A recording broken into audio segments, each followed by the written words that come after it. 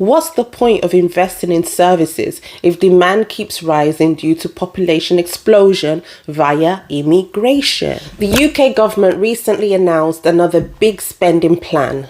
Billions will be thrown again at housing, health, defence, all the usual talking points. The Chancellor Rachel Reeves stood at the dispatch box and promised a future of steady investment, growth, security. On the surface, it sounds reasonable. Infrastructure needs repairing, the NHS is stretched, our armed forces are hollowed out.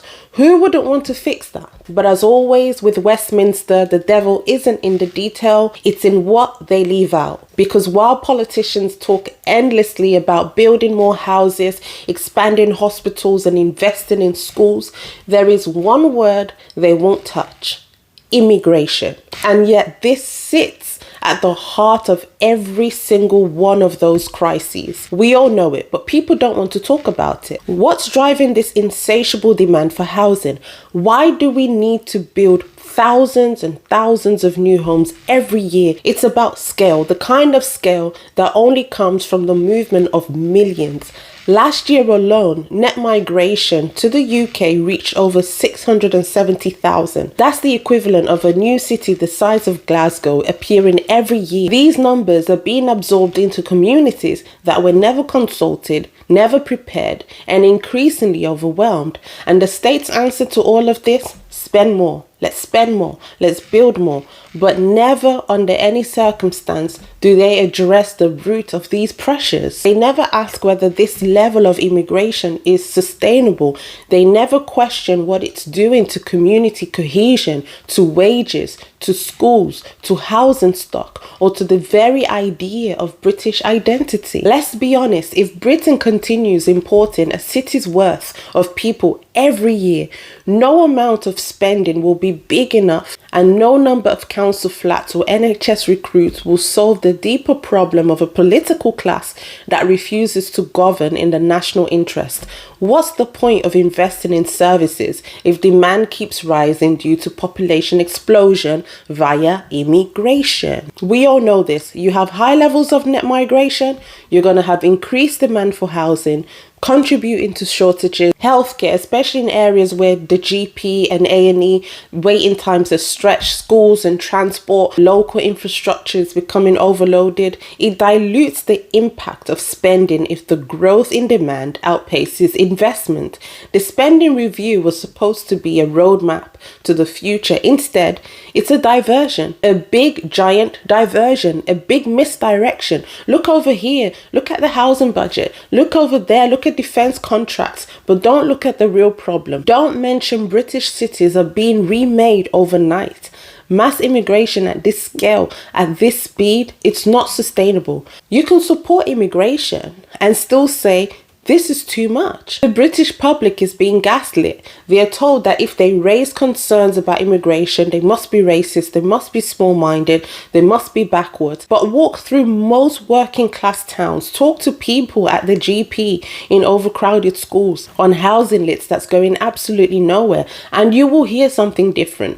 People are not hateful. People are tired. It's not fair to ask the public to just absorb endless change without ever giving their consent. And you know what else?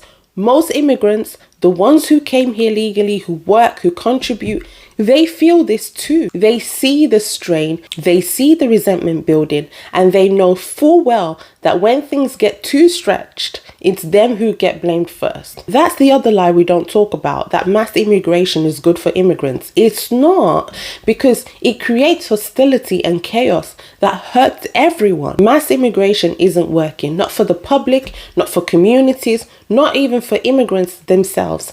The spending review is a way to pretend that everything is under control, but we know that's far from the truth. Very thing causing the pressure, mass, uncontrolled, unchecked immigration, goes unspoken about, untouched, undiscussed, deliberately. At the scale we are seeing, mass immigration, it doesn't just stretch services. No, it stretches identity too. And I've spoken about this already.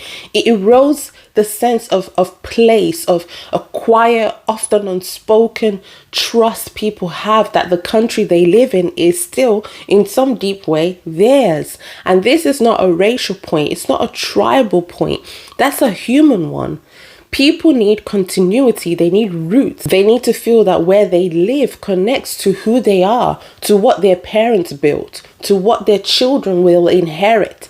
And when that's disrupted without consent, without conversation, without limits, it doesn't bring harmony.